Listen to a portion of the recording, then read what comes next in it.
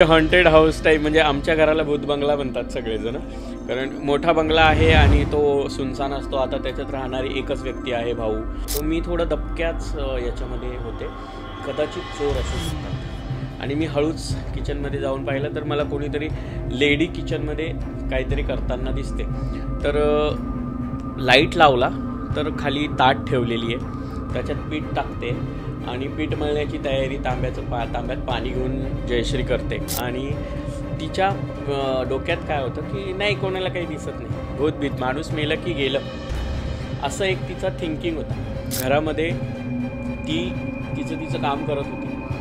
अचानक तिला असं वाटलं की ती बेडरूम आवरत असताना की किचनमध्ये कोणीतरी गेलं आणि तिला भास झाला.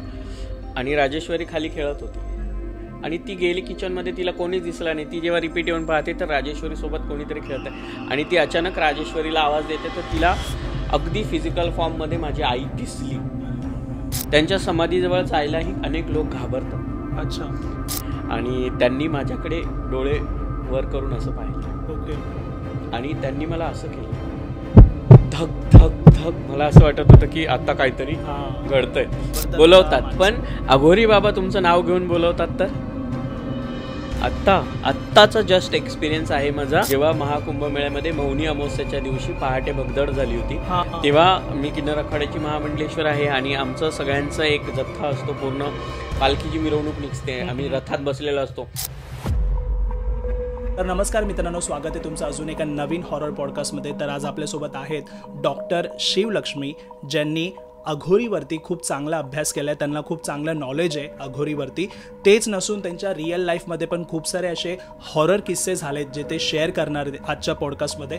आणि अघोरी म्हटल्यावरती त्या नावातच एक चमत्कार आहे. तर खूप लोकांबरोबर हे चमत्कार होतात, ते लोक देवांचा चमत्कार समजून त्या गोष्टीला घेतात, पण खूप लोक ह्या गोष्टीला हॉरर म्हणून घेतात. तर बघूया त्यांच्यासोबत अशा काय अघोरीचे चमत्कार आणि त्यांच्या रिअल लाईफमधले जी हॉरर एक्सपिरियन्स आहेत ते शेअर करायला आलेत. तर हा व्हिडिओ एंडपर्यंत पहा. तर नमस्कार ताई, जय महाकाल. तर आपल्या ऑडियन्सला तुमचा अगोदर एक शॉर्ट इंट्रोडक्शन देऊन ना तुम्ही तुमची हॉरर स्टोरी तुम्ही स्टार्ट करू शकता. जय श्री महाकाल, नमो नारायण. सर्वांना माहितीच आहे खरं तर मी ॲक्च्युली एक किन्नर आहे. तुमच्या भाषेमध्ये ट्रान्सजेंडर, चक्का, गोड, मामू, वॉट एव्हर तुम्हाला जे वाटेल ते. बट मी आंतरराष्ट्रीय किन्नर आखाड्याची महामंडलेश्वर आहे. सर्वांना माहीतच आहे की प्रत्येकाच्या आयुष्यामध्ये वेगवेगळ्या पद्धतीने घटना घडत असतात. कुणाला त्या हॉरर वाटतात, कुणाला ते एक्सपिरियन्स वाटतात, किंवा कोणाच्या लाईफमध्ये ते चमत्कार असतात.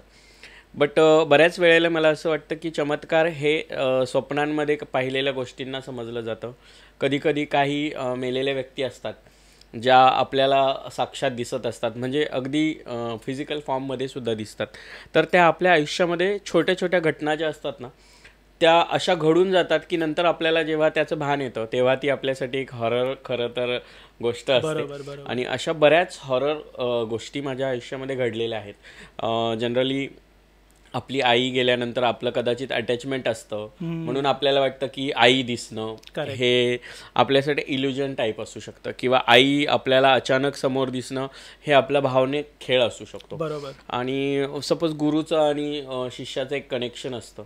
बट फक्त माझ्याच पुरतं नाही, तर माझ्या फॅमिलीमध्ये किंवा घरामध्ये येणाऱ्या लोकांनाही या सगळ्या गोष्टींचा अनुभव येणं, खरं तर इथून हॉरर या सगळ्या गोष्टी सुरू होतात.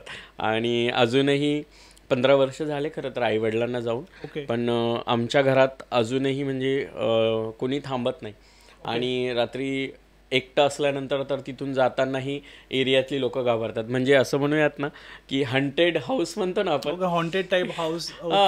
ते हॉन्टेड हाऊस टाईप म्हणजे आमच्या घराला भूत बंगला म्हणतात सगळेजण, कारण मोठा बंगला आहे आणि तो सुनसान असतो. आता त्याच्यात राहणारी एकच व्यक्ती आहे, भाऊ, कारण मी तर नाही आहे तिथे.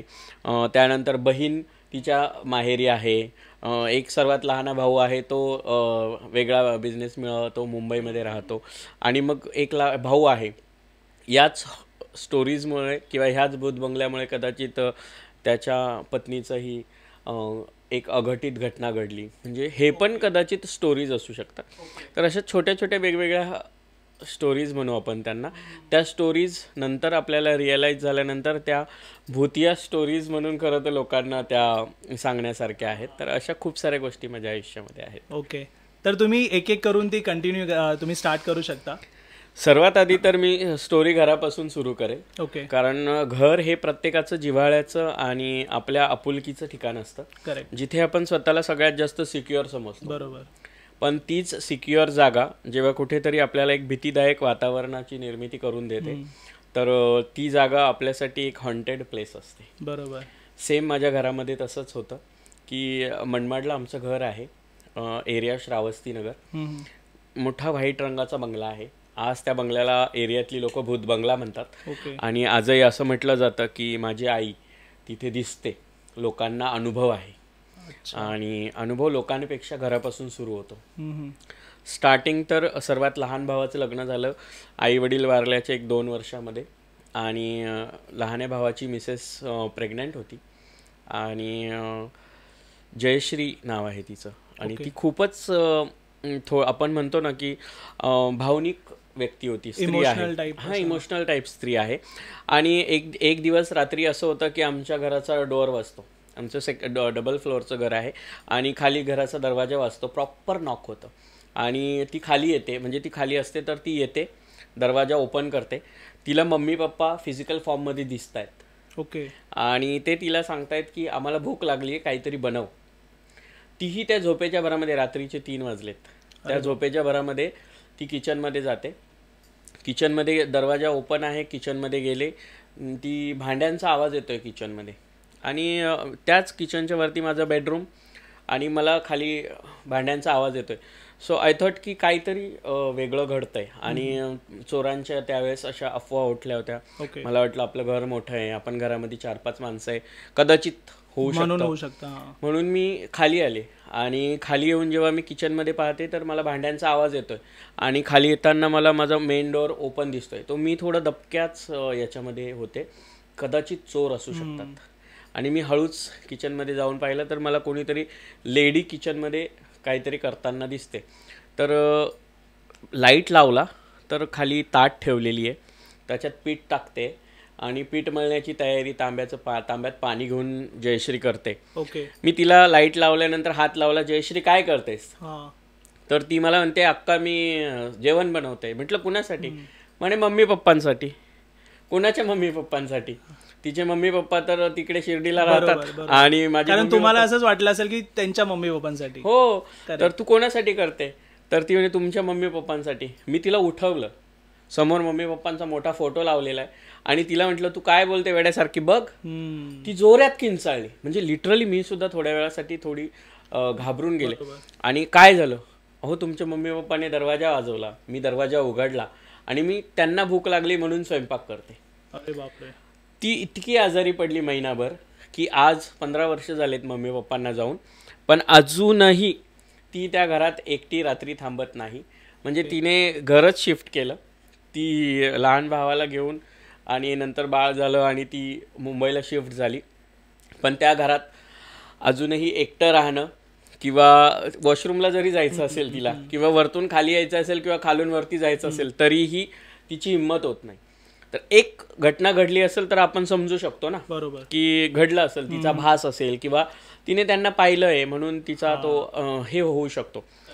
पण सेम तसंच घडलं परत. पुन्हा एकदा दुसरी गोष्ट घडली की एक आमचा कॉमन फ्रेंड होता, तिन्ही भाऊ बहिणींचा सगळ्यांचा, विनायक नाव होतं त्यांचं. ओके, ते मुंबई दिव्याचे होते आणि ते फ्रेंड असल्यामुळे त्यांना चांदवड त्यांचं गाव असल्यामुळे ते एक दिवस चांदवडला आले. त्यांची गाडी हुकली म्हणून ते आमच्या घरी आले. आमच्या घरी आल्यानंतर त्यांच्या मम्मी सोबत होत्या, विनायकची आई पण सोबत होती. ते आले, छान जेवण वगैरे झालं आणि खाली गेस्ट रूम आहे तर ते झोपले. ओके, आणि आम्ही आमचे झोपलो, आमच्या कुणाच्याही मनाध्यानात नाही. रात्री त्या वॉशरूमला उठल्या, वॉशरूमला गेल्या आणि वॉशरूमवरून आल्यानंतर हे त्यांनी सांगितलं आम्हाला दुसऱ्या दिवशी सकाळी की सोफ्यावर माझी आई बसलेली आहे. आणि माझ्या आईने त्यांना नमस्कार केला आणि त्यांनीही नमस्कार करून त्या सोफ्यावर माझ्या आईशी गप्पा मारत होत्या. म्हणजे त्यांचं म्हणणं आहे की मी लिटरली 10-15 मिनटं त्यांच्याशी गप्पा मारल्या. आणि माझी आई म्हणाली त्यांना की चला मी आता झोपते, तुम्ही पण आराम करा, तुम्हाला सकाळी जायचंय. आणि त्या झोपल्या. सकाळी उठल्यानंतर चहाची वेळ झाली आणि सगळेजण बसलेले चहाच्या वेळी, आणि त्या म्हणतात की आई नाही आल्या चहा घ्यायला. त्या त्या काय विचारत होत्या की माझी आई कदाचित वरच्या बेडरूममध्ये असेल, रात्री उशीर झाला म्हणून ते मला भेटल्या नसतील. तर आम्ही सगळ्यांनी विचारलं आई कोण. तर त्यांनी सांगितलं आम्हाला की तुमची आई मला रात्री भेटली. मी त्यांना समोर फोटोकडे दाखवलं. म्हटलं ह्या भेटल्या तुम्हाला? म्हणे हो, मी यांच्याशी 10-15 मिनटं गप्पा मारल्या. म्हटलं अहो त्यांना जाऊन 7-8 वर्ष झालेत. त्या इतक्या शॉकमध्ये होत्या की आज 15 वर्ष होऊन गेले, म्हणजे त्या येऊन 7-8 वर्ष झाले, पण त्या पुन्हा कधीही आमच्या घराकडे आल्या नाही. आणि त्याच्यानंतर काय म्हणता येईल की त्यांनी आमच्याशी म्हणजे घाबरल्या म्हणून किंवा त्यांच्या मनात काहीतरी वेगळं आलं आणि त्या आमच्याशी बोलणं बंद झालं. घराला आपण हॉरर नाही म्हणत, घराला आपण एक आपलं घर मानतो की जिथे आपल्याला घाबरायचं नसतं.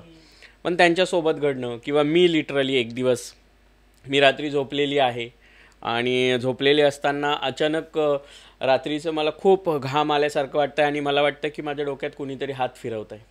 ओके. आणि मी डोळे उघडून बघते तर माझी आई माझ्या उशाला बसलेली आहे आणि माझ्या केसांमध्ये हात फिरवते. आणि मलाही असं वाटतंय की माझी आई बसलेली आहे, मीही माझ्या आईचा हात पकडते आहे. आणि अचानक माझ्या डोक्यामध्ये येतं की मम्मी तर नाही आहे. म्हणजे आत्ता ही 4-5 वर्षापूर्वीची गोष्ट आहे. म्हणजे ह्या 2 इन्सिडेंट नंतरची ही गोष्ट झाली. हो, हा माझ्यासोबत कोरोना काळामध्ये घडलेली घटना आहे की अचानक ते हात माझ्या हाताला लागतोय, स्पर्श होतोय आणि त्या बसलेल्या तरी दिसत आहे. आणि माझ्या डोक्यात अचानक क्लिक होतं की माझ्या मम्मीला जाऊन तर 10 वर्ष झाली. मी जोरात किंचाळते, खूप जोरात किंचाळते आणि किंचाळत किंचाळत पायऱ्यांवरून खाली येते. आणि खाली येऊन डायरेक्टली मी कुणाल आणि जयश्रीला आवाज देते, रश्मी विकासला आवाज देते आणि त्यांना म्हणते काय, ते म्हणतात काय झालं. आणि मी जोरजोरात रडते आणि त्यांना सांगते की मी मम्मीला पाहिलं आत्ता, मम्मी माझ्या डोक्याजवळ बसलेली होती. म्हणजे तेही चौघं होते, ते चौघंही वरती जायला घाबरत होते कारण त्या सगळ्यांना तसा एक्सपिरियन्स होता. आणि माझी भाऊजई होती 2 नंबरची रश्मी, तिला थोडीशी एज्युकेटेड आणि मुंबईची असल्यामुळे तिला कदाचित त्या गोष्टींवर ट्रस्ट नसेल बसला किंवा अशा गोष्टींना मानत नसेल. तर तिच्यासोबत पण आत्ता 2 वर्षापूर्वी सेम इन्सिडेंट घडला. म्हणजे लोक भूतिया घर म्हणतात. आई 3 लोकांना आत्तापर्यंत दिसली आणि तिच्या डोक्यात काय होतं की नाही, कोणाला काही दिसत नाही, भूतभीत, माणूस मेलं की गेलं, असं एक तिचा थिंकिंग होता. तिची मुलगी आमची माझ्या भावाची मुलगी आहे राजेश्वरी. तर राजेश्वरी आणि ती दोघीच जणी घरी. कोजागिरी पौर्णिमेचा दिवस, ही 2023ची घटना आहे, दिवाळीची, लास्ट इयर 2023ची घटना आहे. कोजागिरी पौर्णिमा 2023ची. आणि घरामध्ये ती तिचं काम करत होती. अचानक तिला असं वाटलं की ती बेडरूम आवरत असताना की किचनमध्ये कोणीतरी गेलं आणि तिला भास झाला. आणि राजेश्वरी खाली खेळत होती आणि ती गेली किचनमध्ये, तिला कोणीच दिसला नाही. ती जेव्हा रिपीट येऊन पाहते तर राजेश्वरीसोबत कोणीतरी खेळत आहे आणि ती अचानक राजेश्वरीला आवाज देते. तर तिला अगदी फिजिकल फॉर्ममध्ये माझी आई दिसली. आणि तिला इतका परिणाम झाला की तिने ही स्टोरी नंतर घरच्यांनी सांगितली. नंतर जेव्हा ती अचानक सगळ्या गोष्टी घडल्या, ती खूप आजारी पडली, तिला हॉस्पिटलाइज केलं. पण तो तिच्यासाठी शेवटचा धक्का होता कदाचित, की लक्ष्मीपूजनच्या दिवशी मॉर्निंगला ती देवाघरी गेली. कोजागिरी पौर्णिमेला ही गोष्ट झाली आणि लक्ष्मीपूजनाच्या दिवशी 15 दिवसांचा गॅप. त्या 15 दिवसांमध्ये ती गेली. आणि सगळं म्हणजे मला जेव्हा कळालं तर तेव्हा मी थोडी शॉक्ड होते की असं कसं घडलं. तेव्हा सगळ्यांनी हेच सांगितलं, ह्या घरात ती एकटी राहत होती, खूप हिंमत करून राहत होती, पण खूप वेळा तिला भास झाले. शेजारच्या बायका सांगतात तिला खूप वेळा भास झाले, पण तिने प्रत्येक वेळी घरात एकटी आहे, एवढ्या मोठ्या घरात भास होऊ शकतात असं म्हणून तिने इग्नोर केलं कदाचित. पण त्या दिवशी असं म्हणतात म्हणे की जेव्हा ती ओरडल्यावर आम्ही जेव्हा शेजारच्या मुली सांगतात आम्ही जाऊन बघितलं तर त्या खाली पडल्या होत्या, कोसळल्या होत्या, म्हणजे माझी भाऊजाई. आणि तिला जेव्हा विचारलं तर तेव्हा तिने सांगितलं की मी फोटोकडे बोट करून की मी यांना पाहिलं इथे. ओके. आणि ते तिच्या डोक्यात चांगलं फिट्ट बसलं. तरी घरातल्या लोकांना या गोष्टींवर खूप वेळ हे होणं गरजेचं होतं.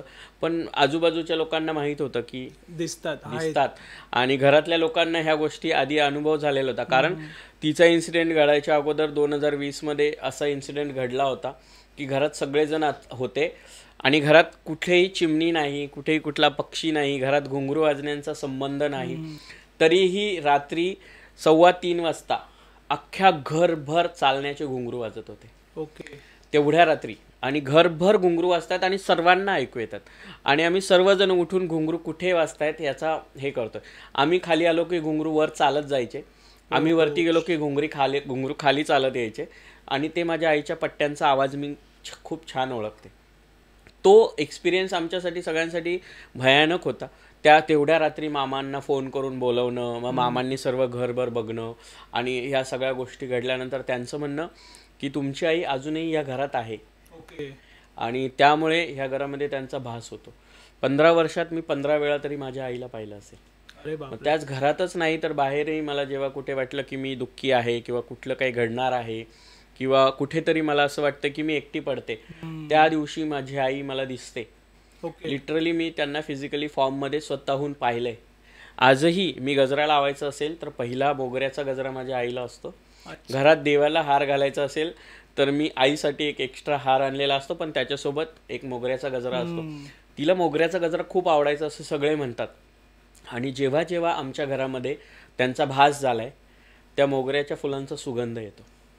आजही घरामध्ये जेव्हा जेव्हा भास झालेत तेव्हा तेव्हा मोगऱ्याचा सुगंध आलाय. आणि सर्वांचं म्हणणं असं आहे की माझी आई मोगऱ्यांचा गजरा लावूनच कुठेही जायची किंवा घरामध्ये असायची. रोज मोगरा असायचा. मुंबईवरून माझ्या मावशीकडून खूप सारे मोगऱ्याची फुलं आणले जायचे आणि त्याचे गजरे बनवून त्या रोज लावायची सवय होती. म्हणजे ह्या सगळ्या गोष्टी अशा आहेत आयुष्यातल्या की त्या तुम्ही माना नका मानू. करेक्ट. मला माहिती बरेच जण कमेंट करणारे निगेटिव्ह पॉझिटिव्ह असतात की असं होतं, असं होत नाही, किंवा तुमच्या थिंकिंग असतात, तुमच्या माइंडचे इल्युजन्स असतात, तुमचे स्लिपरी माइंड असतो, तुम्हाला स्लिपिंग पॅरालायसिस असतो, तर तुम्हाला या सगळ्या गोष्टी. पण तुम्ही शुद्धीमध्ये या गोष्टी पाहिल्यात.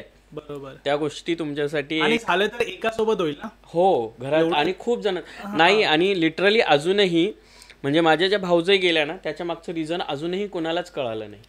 आणि सगळ्या आजूबाजूच्या बायका सांगतात की तिला त्या दिसल्या होत्या. माझ्या आईला अक्का म्हणायचे तिथले सगळे की तिला अक्का दिसल्या होत्या. आणि त्यानंतरच ती धक्का बसला होता. आज एवढ्या मोठ्या बंगल्यामध्ये माझा भाऊ एक राहतो, परंतु मला जेवढं माहिती आहे की तो दिवसभर झोपतो आणि रात्रीचा बाहेर गाडी चालवायला जातो. ओके. म्हणजे रात्री थांबत नाही. म्हणजे ही मनामध्ये बऱ्याच जणांना भीती बसलेली आहे. आणि खूप जण त्या सगळ्या सावलीमध्ये किंवा त्या छायेमध्ये स्वतःला हॉरर घरामध्ये राहण्याचा तो फील असतो ना, तो आहे. म्हणून आमचा जो मनमाडचा जो बंगला आहे तो भूतिया बंगला म्हणून बऱ्याच लोकांमध्ये फेमस आहे. ओके.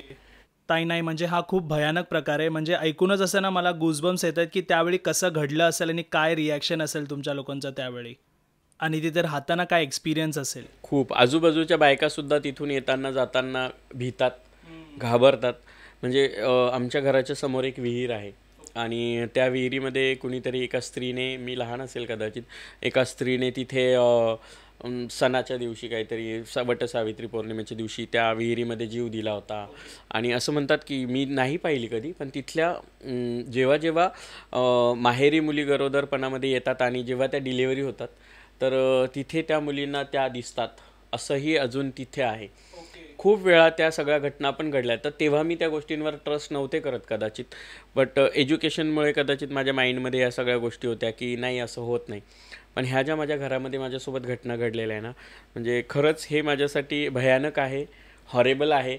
आणि हे घडलं आहे, आम्ही सगळ्यांनी हा अनुभव घेतला आहे आणि त्यामुळे हा अनुभव प्रत्येकाच्या आयुष्यामध्ये वेगवेगळ्या पद्धतीने येऊ शकतो. म्हणून माझ्यासाठी तरी माझं मनमाडचं घर हा भूतिया बंगला म्हणून माझ्या लाईफमधला एक हॉरर एक्सपिरियन्स आहे. तर हा भयानक होता खूप अनुभव ताई. आणि अघोरीचा पण तुम्ही अभ्यास खूप चांगला केला. मी तुमचे व्हिडिओज खूप सारे बघितले ज्यामध्ये तुम्ही कामाख्या देवीच्या इथे पण, परत मणिकर्णिका घाट, भरपूर जण ऐकूनच त्या गोष्टीला असं की तिथे जाऊ नाही शकत, म्हणजे जायलाच घाबरतात तिथे. तर ऑब्व्हियसली तिथे पण तुमचे काहीतरी एक्सपिरियन्स असतील. येस, खूप सारे आहेत. खरं तर तारापीठ, दशमहाविद्या आहेत आणि दशमहाविद्यांच्या अधिष्ठात्री काही देवता आहेत. त्यापैकी तारापीठ एक आहे, बगलामुखी आहे, कामाख्या पीठ आहे, की अशा ठिकाणी अघोर, भैरव आणि श्रीयंत्र, तंत्र साधना ह्या सगळ्या वेगवेगळ्या पद्धतीने चालतात. आता आम्ही किन्नर आखाड्याच्या थ्रू असल्यामुळे बऱ्याच वेळेला सात्विक वैदिक अशा पूजा असतात.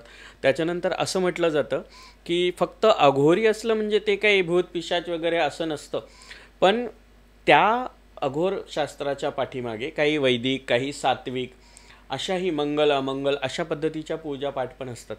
त्यापैकी सगळ्यात महत्त्वाचं म्हणजे तारापीठ. ज्या तारापीठमध्ये मा तारांचं हे आहे, कलकत्त्याजवळ एक शहर आहे, तारापीठ गाव आहे, आणि तिथे 2 स्मशान आहे. एक छोटं स्मशान आहे आणि एक बडा स्मशान आहे. ओके. बडा स्मशान हा सर्व अघोरी लोकांच्या तिथे समाधी आहेत. तिथे सगळ्यात मोठे अघोरी ज्यांना मानलं जायचं, बामा खेपा, जे मा तारांचे शिष्य होते, ओके, जे सगळ्या अघोरतंत्रांचे हे होते, तर त्या बामाखेपांची समाधी आहे. आजही बामाखेपा अनेक लोकांना दिसतात. ओके. आणि त्याच बामाखेपांच्या समोर फ्रंटला बडे अघोरी बाबा म्हणून एक समाधी आहे. अच्छा. ते माझे गुरु बडे अघोरी बाबा. आणि बडे अघोरी बाबा हे मला भेटण्यामागे पण खूप मोठं रहस्य होतं. ओके. मी घटना सांगितलं की खूप साऱ्या घरात घटना घडल्या. त्यानंतर मी घरातून मी निघून गेली होती आणि मला असं वाटलं होतं जेव्हा माणूस एकटा होतो, विरक्त होतो ना, तो देवाकडे अट्रॅक्ट होतो, ऑटोमॅटिक स्पिरिच्युअल वेला जातो. हो. आणि कुठेतरी मी स्पिरिच्युअल वेला येणं हे त्याच्यामागे काही रिझन असेल की आई वडील एकत्र निघून गेले, त्यानंतर मग माझा एकटेपणा, आणि मी त्या याच्यात गेले. तेव्हा मी गेलेली असताना एक साधारणतः 25-26 वर्षाचा तरुण बाबा दिसतो मला, जो काळे कपडे परिधान केलेले असतात आणि अघोरी टाईप असतो. आणि मी तिथे एकटीच बसलेली आहे आणि ते माझ्याजवळ येतात आणि मला असं वाटतं की मी त्यांना प्रणाम करावा, किंवा माझ्या एजचे आहे तर मी तरी पण मला वाटलं की मी त्यांना काहीतरी बोलावं, कारण ते मोठे व्यक्ती दिसत आहेत. सो मी त्यांना प्रणाम करते आणि हर हर महादेव केलं आणि मी त्यांच्याशी बोलायला लागते. ते हिंदीत बोलतात माझ्याशी आणि मी त्यांना सांगते की मी खूप एकटी झाले, मला हे नाही वाटत आहे. तर ते मला त्यावेळी सांगतात की अभी तू अकेली नहीं है, अभी तो तेरा संसार शुरू हुआ है. ओके. अब तो तू महादेव के संसार में आ गई है. आणि तिथून मग माझ्या सगळ्या गोष्टी सुरू होतात. म्हणजे त्यावेळी माझं सागर असणं आणि त्यांनी मला स्त्री याच्यामध्ये बोलणं, म्हणजे तेव्हा मला कुठेतरी क्लिक झालं की हे मला अशा भाषेत बोलतायत. आणि त्यांनी मला एक साधना सांगितली, ती साधना करायला सांगितली आणि ते बोलले की ये साधना पुरी कर, मैं तुझे फिर से मिलूंगा. ओके. मी जेव्हा त्यांना अगेन भेटते तेव्हा त्यांचं वय साधारणतः 90-92चं असतं. अरे बापरे. 6 महिन्यात त्यांनी मला दिलेली 5.25 महिन्यांची साधना कंप्लीट होते आणि मी तारापीठला जाते. आणि तिथे तारापीठला गेल्यानंतर मला तर त्यांना शोधायचं आहे, पण माझी नजर कोणाला शोधते आहे, एका 26-27 वर्षाच्या 30च्या आसपासच्या तरुणाला, जे अघोरी बाबा आहे. राईट. पण ज्यांना तुम्ही भेटले होते. हो. पण बामाखेपांच्या समाधीच्या अगदी साईडला एक असे पायऱ्या आहेत आणि जे गेलेत त्यांना ह्या गोष्टी माहिती आहेत की तिथे पायऱ्यांवर बसलेले एक 90-92 वर्षाचे बाबा आहेत, जे अघोरी आहेत, की त्यांना पाहिल्यावर पण भीती वाटे. आणि मी सगळीकडे शोध घेऊन आले, संपूर्ण बडा स्मशान फिरून आले आणि शेवटी दमून मी त्या पायरीवर बसले, बामाखेपांच्या समाधीच्या समोर पायरींवर बसले. तर ते माझ्या खांद्यावर हात ठेवतात, म्हणजे मी अशी डचकते आणि ते मला सरळ सरळ विचारतात की तूने मुझे नहीं पहचाना, मैं देख रहा था तू मुझे कहाँ का ढूंढेगी. ओके. आणि मी कुर्ता पैजामा असा ब्लॅक कलरचा घातलेला होता. मला आजही तो दिवस खूप छान आठवतो. तेही ब्लॅक कपड्यावर आहेत, मीही ब्लॅक कुर्ता पैजामा घातलेला आहेत, म्हणजे मोठे केस होते. आणि मी त्यांना बघितल्यानंतर थोडी घाबरले. मला खूप जणांनी सांगितलं होतं की बामाखेपाजी महाराज जे आहेत ते दिसतात. मला वाटलं माझ्यासोबत हा काही घडला आहे इन्सिडेंट वगैरे, रात्रीची वेळ आहे, कदाचित घडला असेल. इथे आपल्याकडे 7 नंतर लोक स्मशानात जाणार नाही, पण तुम्ही तारापीठला स्मशानात जा, रात्रभर ते स्मशान चालू असतं. ओके. सगळीकडे पूजा अर्चना साधना चालू असतात, ध्यान धारणा असतात, त्या सगळ्या चालू असतात. तर मी तिथे जाऊन बसल्यानंतर ते माझ्या खांद्यावर हात ठेवून मला सांगतात तूने मुझे पहचाना नहीं लेकिन मैंने तुझे पहचान लिया. तर मी म्हणती सच में मैंने आपको नहीं पहचाना, साधना पूरी हो गई. बापरे. म्हणजे मी अशी लटलट कापते आणि मी म्हणते हाँ मुझे पता था तू ढूंढते ढूंढते यहीं पे आएगी. हाँ लेकिन तूने बहुत टाइम लगा लिया. हाँ 5.25 महीने हो गए, लेकिन मुझे आने के लिए पैसा भी नहीं था और मुझे बहुत दिक्कत हुई पैसे के लिए, और मैं आई तो तू किसे ढूंढ रही है. मैंने कहा कि जिन्होंने मुझे साधना करने के लिए बोला था. हाँ तो मैं ही हूँ. म्हटलं नहीं वो तो मेरे उम्र के थे. म्हणे उमर मायने नहीं रखती है, मैं वही हूँ मैंने तुझे कहा ना. तर ते मला ती साधना सांगतायत की मी तुला काय सांगितलं होतं. आणि मी ते ऐकल्यानंतर मला शॉक बसतोय की असं आहे. आणि मी अशी अशी हलते आणि ते मला सांगतायत की अशी अशी साधना मी तुला सांगितली होती आणि ती साधना कंप्लीट झाली आहे. मी ती साधना कंप्लीट झालेलं सांगितलेलं सुद्धा त्यांनी मला कसं केलं काय केलं ते सांगितलं. मी त्या 5.25 महिन्यांमध्ये काय केलं, माझं कुठे मला त्रास झाला किंवा कुठे काय चुकण्यासारखं घडत होतं का हे त्यांनी मला सांगितलं. आणि मी सरळ त्यांच्या पायांना हात लावला की अब हो गया लेकिन मुझे डर लग रहा है. तर ते म्हणे डरने के लिए कोई गुरु बनाता है. आणि म्हणजे त्यांनी मला त्यांचं शिष्य स्वीकारलं होतं. आणि त्या ठिकाणी 9 महिने राहिली आहे मी तारापीठच्या स्मशानभूमीत. आजही अनेक लोक मला तारापीठच्या स्मशानात ओळखतात.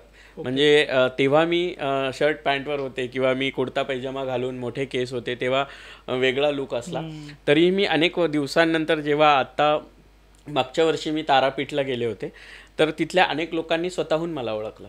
आणि तिथले अनेक असे अघोरी पूजा अर्चना करणारे लोक आहेत की ते लांबून आवाज देऊन त्यांनी सांगितलं की किसको ढूंढ रही है. तर मी त्यांना सांगितलं की बडे अघोरी बाबा की समाधी. माझ्या सगळं झाल्यानंतर मला ही गोष्ट कळणं पण मी अवघड आहे सांगते की जे बडे अघोरी बाबा आहेत जे मला भेटले होते त्यांची समाधी आहे त्या ठिकाणी. आणि तरीही मी त्यांना भेटले आहे. आजही तो एक्सपिरियन्स आहे की ते अजूनही तिथे आहेत. त्यांच्या समाधीजवळ जायलाही अनेक लोक घाबरतात. अच्छा. आणि तिथे जाऊन कोणाला मी ओळखत नसताना तिथली लोक मला नावाने ओळखतात. हा माझ्यासाठी एक मोठा एक्सपिरियन्स आहे. आणि तिथे त्या बाबांनी मला सगळ्या साधना दिल्या. माझ्या सगळ्या साधना जेव्हा कंप्लीट झाल्या तरीही माझ्या मनामध्ये एक चुकचूक लागलेली होती की मी ज्यांना भेटले ते, ज्यांनी मला शिष्य स्वीकारलं ते आणि ज्यांची समाधी समोर दिसते ते, हे 3 वेगवेगळे लोक तर नसावेत ना. असा विचार करून मी तिथून कलकत्त्यावरनं काशीला गेले आणि संपूर्ण काशीचं दर्शन झालं. आणि मी मणिकर्णिका घाटावर बसून मला आपल्या आयुष्यातलं जे शेवटचं सत्य आहे की इथे मातीत मिळायचं आहे ते बघायला फार आवडतं. म्हणून मी घाट फिरत फिरत हरिश्चंद्र घाट आहे काशीमध्ये.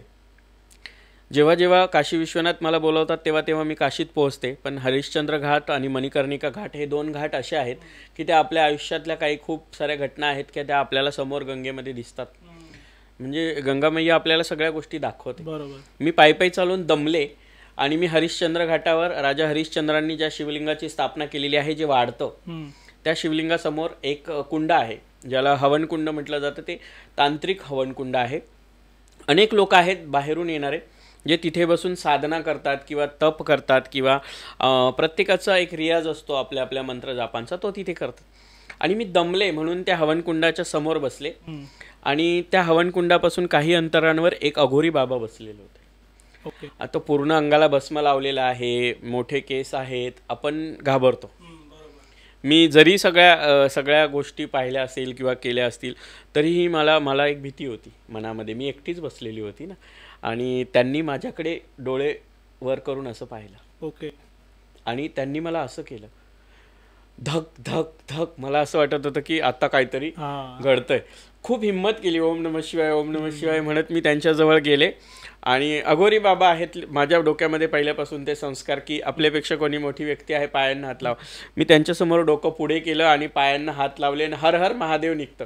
मी नेहमी जय श्री महाकाल म्हणते पण माहीत नाही की खूप साऱ्या अशा घटना आहे की आपोआप माझ्या तोंडातून हर हर महादेव निघालं.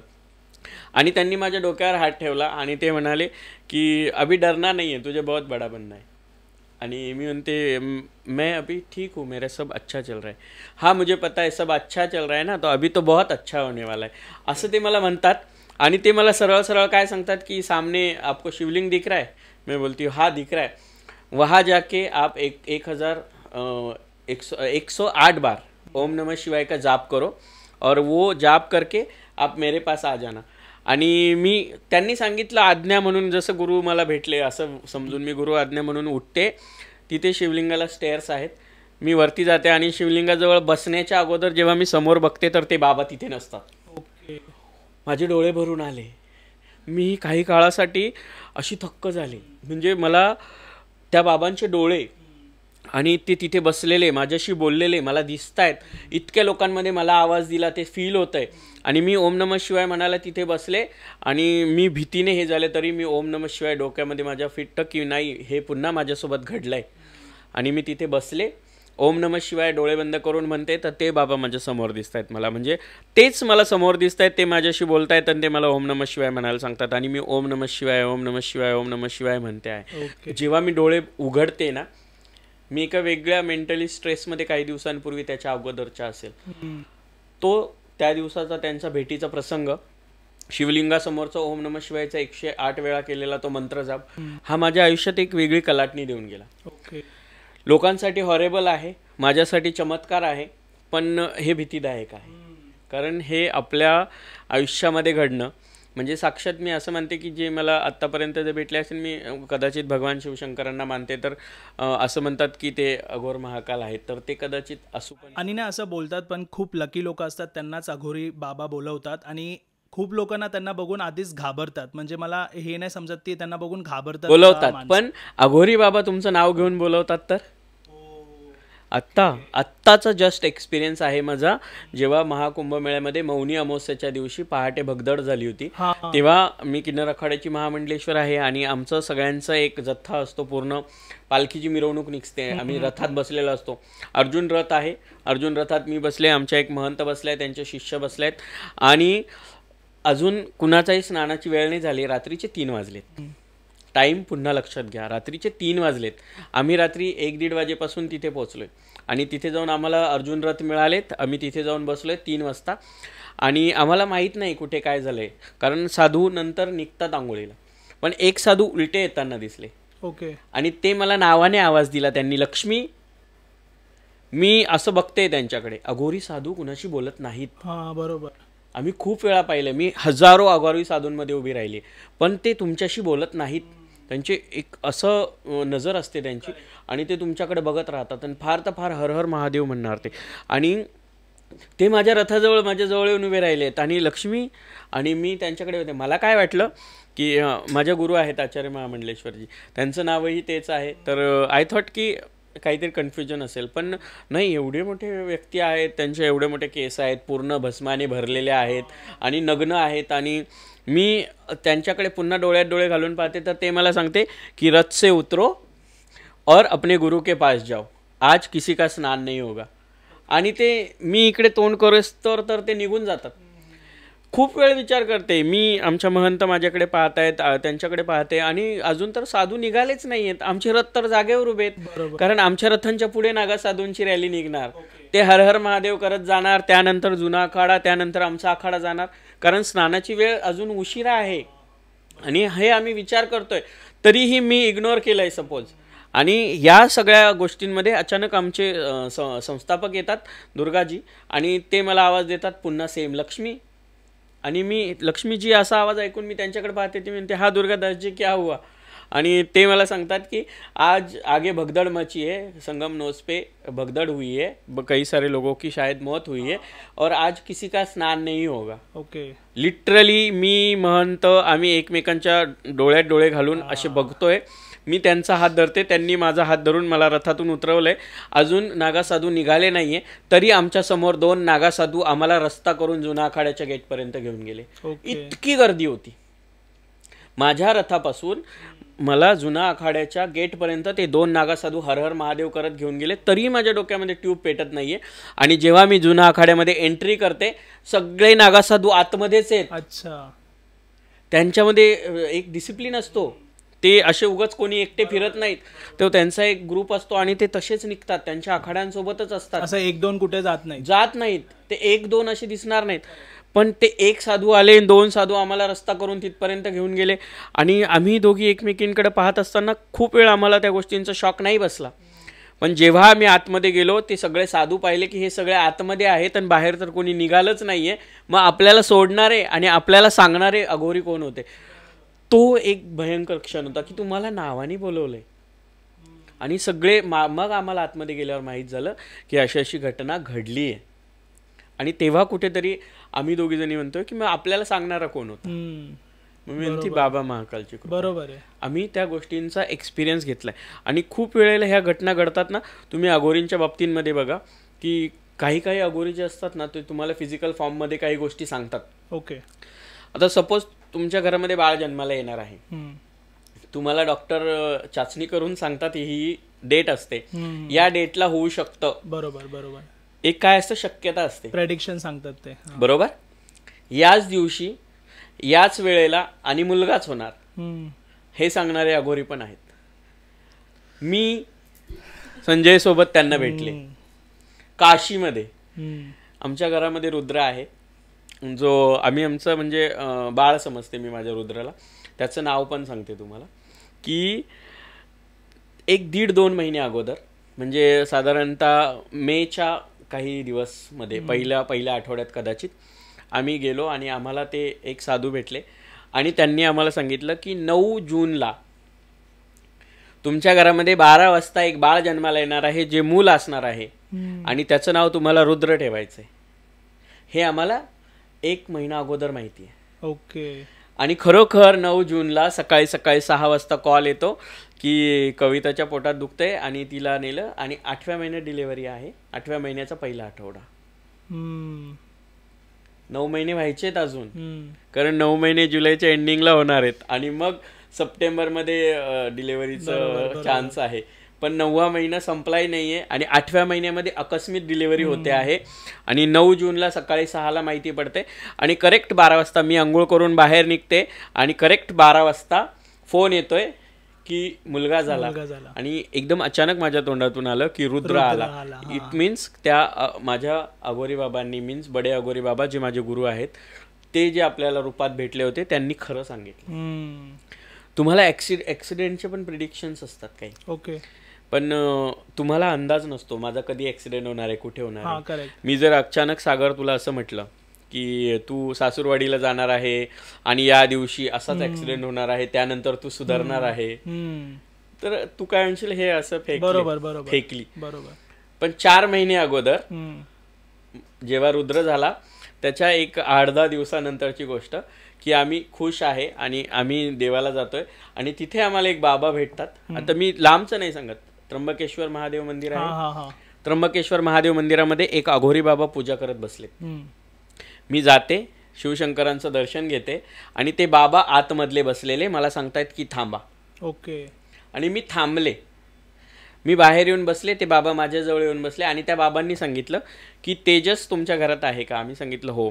तो काही वेगळं वागतो का. नाही, आम्ही सांगितलं थोडा ॲरोगंट आहे, म्हणजे थोडासा हे आहे, त्याला थोडी मित्रांमध्ये राहून थोडंसं ड्रिंक वगैरे करून तो थोडासा उद्धट झालाय.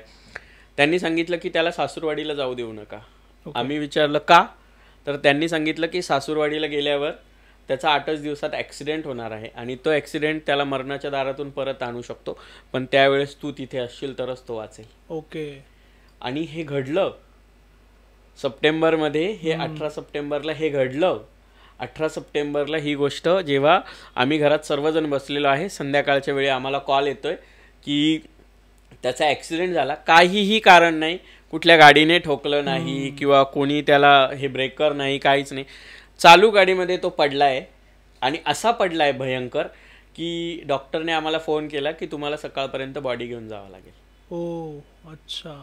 आणि माझ्या गळ्यात खूप सारे रुद्राक्षाच्या माळा असतात. आम्ही कसं तरी निघाले. मी विट्यामध्ये गेले. विट्यामधली घटना आहे. ओम साई हॉस्पिटलला, श्री साई ओम श्री हॉस्पिटलला, तिथे त्याला ॲडमिट केलेलं होतं. तिथे गेले आणि तिथे गेल्यानंतर जेव्हा मी पाहिलं की आता पेशंट म्हणजे काही फार काळ टिकण्यासारखा नाही, कारण हार्टबीट्स नाही आहेत, BP वगैरे काही दिसत नाही आहे आणि फार तर फार म्हटलं तासभर हे पेशंट. कारण जेवढं मला कळतं मेडिकल फॅसिलिटीजमध्ये जे काय आहे, मेडिकल फॅकल्टीमध्ये कधी कधी काय असतं की चमत्कार पण होतात. बरोबर. पण हा चमत्कार मला त्या अघोरी बाबांनी केलेला वाटला की माझ्या गळ्यात एक रुद्राक्ष माळा आहे जी त्यांनी मला दिलेली आहे. ती रुद्राक्ष माळा काढून मी त्या पेशंटच्या ICU मध्ये गळ्यात घालते आहे आणि मी बाहेर येऊन बसते.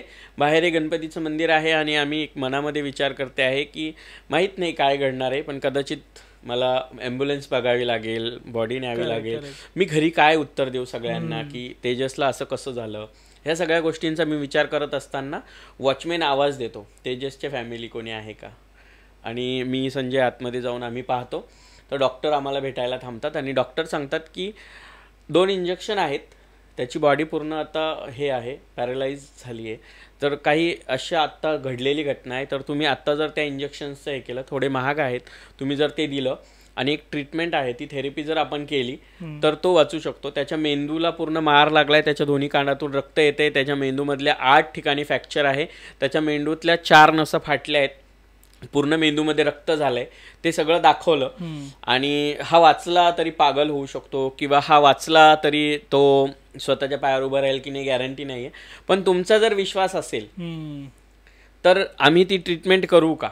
ओके. आणि काहीही विचार न करता, मी कोणालाही न विचारता, माझ्या मनात काय की मला सांगितलंय त्या अघोरी बाबांनी त्र्यंबकेश्वरच्या की तो या घटनेतून वाचणार आहे आणि तो सुधारणार आहे. आणि मी डॉक्टरांना त्या क्षणाला हो म्हणते आहे. आणि खरोखर असं घडलंय की 3ऱ्या दिवसांपर्यंत सगळ्या गोष्टी सुरळीत चालू आहे डॉक्टरांच्या. आणि तो रिस्पॉन्स पण करतो, रिस्पॉन्स तो बोलायला लागलाय सगळ्यांशी. अरे बापरे. आणि तो सगळ्यांशी बोलतो आहे, सगळ्यांना ओळखतो आहे आणि सगळ्या गोष्टी घडतायत. आणि 8-10 दिवसामध्ये तो इतका हे होतो. आणि आज बघा तो गव्हर्नमेंट सर्व्हिसला लागलाय. म्हणजे आता हे लिटरली या गोष्टीला 1-1.5 वर्ष झालंय आणि तो एकदम फिट अँड फाईन आहे. म्हणजे हे हॉरर आहे की चमत्कारिक आहे. कुणी एखाद्या गोष्टीच्या मागे चालतं, चमत्कार म्हणून पाहतो, कुणी एखाद्या गोष्टीला एका वेगळ्या दृष्टिकोनातून पाहतो. आपण हॉररी काही गोष्टी आहेत ती ज्या भीतीदायक पद्धतीने घेतल्या तर ते भीती वाटू शकतात. काही गोष्टी अशा आहेत की चमत्कारिक म्हटलं तर आपण परमेश्वराचे त्याच्यासाठी थँक्स म्हणतो. आणि खूप साऱ्या घटना आयुष्यात अशा घडतात की त्या खूप काळ लक्षात राहतात. पण आपण त्या वेळेला म्हणतो कावळा बसायला फांदी मोडायला. पण लक्षात घ्या, या जगात जर परमेश्वर आहे तर या जगामध्ये निगेटिव्ह एनर्जीज पण आहेत. करेक्ट. आणि ह्या निगेटिव्ह एनर्जीज आपल्या निगेटिव्ह माइंडला कधी कधी अट्रॅक्ट करतात आणि हे त्या पद्धतीने आपल्याला दिसतात. म्हणजे माझा फॅमिली मॅटर असेल किंवा ह्या अघोरी घटना असतील, ह्या सगळ्या घटनांचा जेव्हा मी एकमेकांशी संबंध जोडते ना, तेव्हा मी एकटी जर घरात असेल ना तर लिटरली मी घाबरते. बरोबर. की इथपर्यंत घडू शकतं आयुष्यामध्ये. एकदा ठीक आहे, 2दा ठीक आहे, 8-10 वेळा हे घडलंय. आणि 8-10 वेळा मी ह्या सगळ्या गोष्टी डोळ्यांनी पाहिल्या आहे. मी 8-10 वेळा हे सगळे भीतीदायक प्रसंग माझ्यावर ओढवलेले मी लिटरली जनरल प्रसंग म्हणून मी इग्नोर केले. आणि नंतर जेव्हा त्या भीतीच्या घटना आपल्याला कळतं एखाद्या पॉडकास्टच्या माध्यमातून, जसं आता आपण सिक्रेट वर्ल्डमध्ये हे बोलतोय, तर ह्या सिक्रेट गोष्टी आहेत कधी कधी लाईफच्या.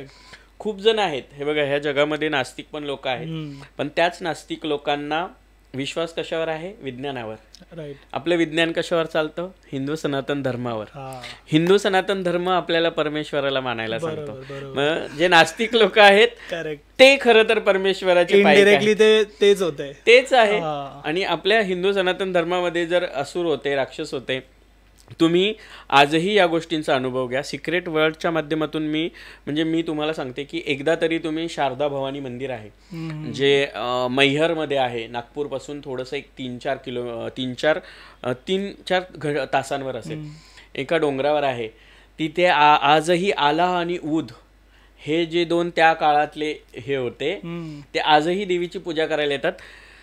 आजही तिथे रात्री 7 नंतर कोणी नसतं, देवीचे दरवाजे लावून सगळं बंद केलेलं असतं. पण सकाळी जेव्हा पहाटे 6 वाजता लोक तिथे पुजारी येतात तर देवीच्या ऑलरेडी पूजा झालेली असते, देवीच्या गाभाऱ्यात दिवा लागलेला असतो. ओके. ह्या घटना तुम्ही गुगलवर सर्च करा. मी स्वतः तिथे जाऊन आले, हे पाहिलंय आणि हे घडतं. जे न मानणारे त्यांनी एकदा तिथे जाऊन तो एक्सपिरियन्स करा. बरेच न्यूज चॅनल्स आहेत की जे सच का सामना, पाखड का पर्दाफाश वगैरे काही असतील ते तिथे जाऊन या गोष्टींचा एक्सपिरियन्स घेऊन आलेत की तिथे त्या दरवाजामागे दिवा आपोआप लागतोय. खूप असे काही मंदिर आहेत की जिथे असं म्हटलं जातं की रात्रीनंतर कोणी तिथे त्या मंदिरात जात नाही, कारण तिथे वाघ येतो किंवा सिंह येतो आणि तो देवीजवळ बसलेला असतो. आणि असेही मंदिरं आहेत आपल्या महाराष्ट्रामध्ये, आपल्या भारतामध्ये. अशा प्लेसेस आहेत ज्या हॉरर आहेत. तुम्ही हॉरर गोष्टींना चमत्कारिक पद्धतीने घेतलात तर ते तुमच्यासाठी परमेश्वराची कृपा असू शकते. आणि तुम्ही त्याच गोष्टींना जर घाबरून घेतलं तर कदाचित ते तुम्हाला आयुष्यातून उठवणारी घटना पण होऊ शकते. बरोबर. तुमच्या मनाचा कंट्रोल तुमचे पेशन्स हे तुम्हाला त्या भूतिया, चमत्कारिक किंवा घडलेल्या प्रसंगांमधून चांगलं वाईट शिकण्याची एक अनुभूती देत असतात. तर मला वाटतं सिक्रेट वर्ल्डच्या माध्यमातून ह्या सगळ्या गोष्टी लोकांना पोहोचल्या. एक वेगवेगळे इन्सिडेंट्स आहेत की जे ह्या अशा पद्धतीने लोकांना मला सांगता येत आहेत. खूप सारे लोक आहेत की ज्यांच्या आयुष्यामध्ये असे प्रसंग घडले असतील आणि घडले असतील तर मला वाटतं एकदा तरी तुम्ही कमेंट करून सांगा किंवा सिक्रेट वर्ल्डच्या चॅनलवरती अनेकांचे एक्सपिरियन्स पहा. खूप सारे रोड्स आहेत, खूप सारे घाट आहेत आणि अशा खूप साऱ्या घटना आहेत की जिथे लोकांना ह्या हॉरर स्टोरीज दिसतात. आणि खूप लोक असे आहेत की जे अजूनही म्हणतात की महाकालीशी रिलेटेड घटना आहेत की त्या लोकांना खऱ्या वाटत नाहीत. किंवा आज हे बघा, देवाला पण लोक आजपर्यंत खूप आहेत की जे देवालाही आजही नावं ठेवतात, चांगल्या चांगल्याला नाव ठेवलं जातात. पण ज्यावेळेस हे एक्सपिरियन्स माणूस घ्यायला लागतो ना, त्यावेळेस ते एक्सपिरियन्स नेगेटिव्हली किंवा पॉझिटिव्हली घेणं हे आपल्या मनावर डिपेंड असतं, तुमच्या पेशन्सवर डिपेंड असतं. आणि खूप छान पद्धतीने ह्या सगळ्या घटना मला सांगता आल्या. अशा खूप साऱ्या घटना आहेत ज्या आयुष्यामध्ये घडल्या आहे, पण त्यातल्या ह्या महत्त्वपूर्ण अशा घटना आहेत की ज्या शिवलक्ष्मीच्या आयुष्याशी जोडल्या गेलेल्या आहेत. आणि शिवलक्ष्मीनी ह्या लिटरली पाहिल्या आहेत. ऐकिवातल्या जर खूप साऱ्या गोष्टी असतील तर त्या पण म्हणू शकतो. माझा एक शिष्य आहे, परत ही शेवटची स्टोरी सांगेल मी, खरं असं म्हणायला हरकत नाही. माझा एक शिष्य आहे पंकजा लक्ष्मी. ऍक्च्युली माझ्या शिष्यांची नावं जसं माझं शिवलक्ष्मी आहे तसं माझ्या शिष्यांची राजलक्ष्मी, गंगा लक्ष्मी, वैजू लक्ष्मी, कृष्णा लक्ष्मी, पंकजा लक्ष्मी, शुभ्रा लक्ष्मी, अमरा लक्ष्मी, सिंधू लक्ष्मी अशी नावं आहेत माझ्या शिष्यांची. त्यापैकी माझं एक छोटा आय थिंक 176 नंबरचा काहीतरी माझा शिष्य आहे, त्याचं नाव आहे पंकजा लक्ष्मी. त्याच्यासोबत हा एक्सपिरियन्स घडलेला आहे.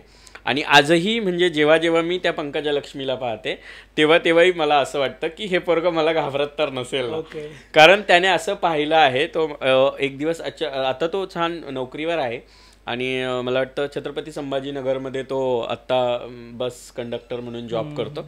बट तो माझा चेला आहे आणि त्याचा हा एक्सपिरियन्स मी कधीच विसरणार नाही की मी झोपलेली आहे घरात बेडवर आणि तो नवीन आलाय, त्याला देवधर्म या सगळ्या गोष्टींबद्दल माहीत नाही. जेव्हा तो 10th एक्झाम पास झाला होता तेव्हा तो माझ्याकडे आला होता आणि त्याला आईसाहेब किंवा शिवलक्ष्मी हे काहीतरी वेगळं आहे, देवाशी रिलेटेड गोष्टी आहे.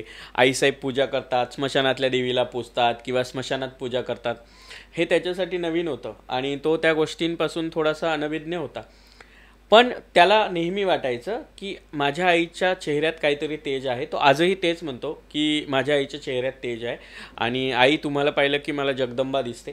आणि त्याने असा एक्सपिरियन्स रिअलमध्ये घेतला. मी माझ्या घरात झोपलेली आहे आणि तो स्टेप्स चढून वरती येतोय, दरवाजाची कडी लावलेली नाही आहे आणि मी झोपलेली आहे. आणि जेव्हा तो दरवाजा उघडून पाहतोय तर त्याने साक्षात पाहिलंय की एक संपूर्ण काळी असलेली स्त्री, मोठे केस, आणि ती माझ्या आईच्या डोक्यावर हात फिरवते आणि तो असा म्हणून तो हे झालाय आणि त्याच्या तोंडातून आवाज निघत नाहीये. अरे बापरे. आणि तो घाबरलाय आणि मी डोळे उघडते आणि मी त्याला म्हणते काय झालं, तर तो म्हणतो आई, आणि तो खाली बसला, खाली पळाला.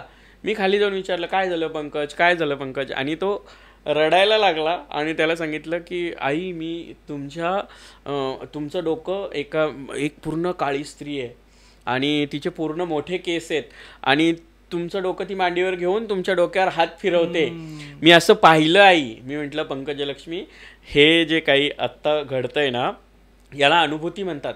कदाचित तुझ्या मनामध्ये शंका असेल, परमेश्वराबद्दल असेल, माझ्याबद्दल असेल किंवा कुठल्याही एखाद्या आपल्या घटनेबद्दल असेल, तर तुला एक साक्षात्कार किंवा अनुभूती परमेश्वराला द्यायची असते, म्हणून तुला ते दिसलं असेल. सो माझ्या आयुष्यात घडलेल्या खूप साऱ्या या घटना आजही पंकजलक्ष्मी भेटली की मला ते दिवस म्हणजे त्या गोष्टी आठवतात की हा हे झाला. आणि आज तो इतका म्हणजे इतका लाईनअप आहे तो मुलगा, जॉबला पण आहे, छान घरदार पण सगळं व्यवस्थित सांभाळतो, सगळ्या गोष्टी करतो, म्हणजे गे बॉय आहे आणि सगळ्या गोष्टी हँडल करतो. आई वडील म्हणजे लांब राहतो तरी पण घरी येणं जाणं, सगळ्यांशी रिलेशन्स मेंटेन करणं, हा त्याचा आयुष्यातला वयाच्या 16व्या वर्षी आलेला अनुभव की त्याला साक्षात जगदंबा दिसते आहे किंवा त्याला तो स्पर्श जाणवतो आहे. आणि हे सगळं वेगळ्या पद्धतीने त्याने घेतलं. जर तो तेव्हा घाबरला असता तर तो पुन्हा माझ्या घरात आला नसता. जसं मी घरातल्या स्टोरी सांगितल्या की अनेक जण पुन्हा त्या घरी आले नाही, त्याने ते पॉझिटिव्ह वेने घेतलं आणि तो पॉझिटिव्ह वे त्याच्या लाईफमध्ये एक पॉझिटिव्ह थिंकिंग बनून राहिला, एक आयडियल त्याने ठरवलं आणि तो मोठा झाला. तर मला वाटतं प्रत्येकाने आपल्या आयुष्यामध्ये घडणाऱ्या या सिक्रेट वर्ल्डमधल्या सिक्रेट गोष्टी आहेत त्या छान पद्धतीने पॉझिटिव्हली घ्याव्या आणि प्रत्येक गोष्टीचा एक छान अनुभव आहे तो शेअर करा. तुम्हालाही सिक्रेट वर्ल्डमध्ये येऊन जर तुमचे एक्सपिरियन्स सांगायचे असतील तर माझा छान एक्सपिरियन्स आहे, कारण हे सगळे जुने दिवस आठवले आणि काही काळासाठी म्हणजे गोजबम्स आलेत, म्हणजे अंगावर शहारा काटा आणणाऱ्या गोष्टी घडल्या आणि कुठेतरी नास्तिक आस्तिक या सगळ्यांच्या पलीकडे माझं ऐकणारे किंवा माझा अनुभव ऐकून घेणारे कोणीतरी आहे. तर I think that is secret world.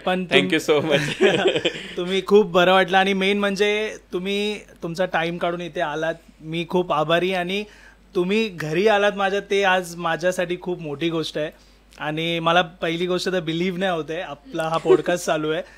तर थँक्यू सो मच परत एकदा. कदाचित तुला थोड्या वेळाने असं कळेल की मी आलीच नव्हते. हे पण असू शकतं. नाही, मी रिअलमध्ये आली आहे, रिअलमध्ये आली आहे. कारण सिक्रेट वर्ल्डचा सागर म्हटलं की तो अशा स्टोरीज ऐकून ऐकून कदाचित त्याला असं वाटत असेल की नाही हे खरंच आले की मी स्वप्न वगैरे बघतो, इल्युजन तर नाही. तर नाही, मी खरंच आले सागर. आणि मनापासून धन्यवाद. खरंच मला खूप छान वाटलं, माझा एक्सपिरियन्स शेअर करता आले.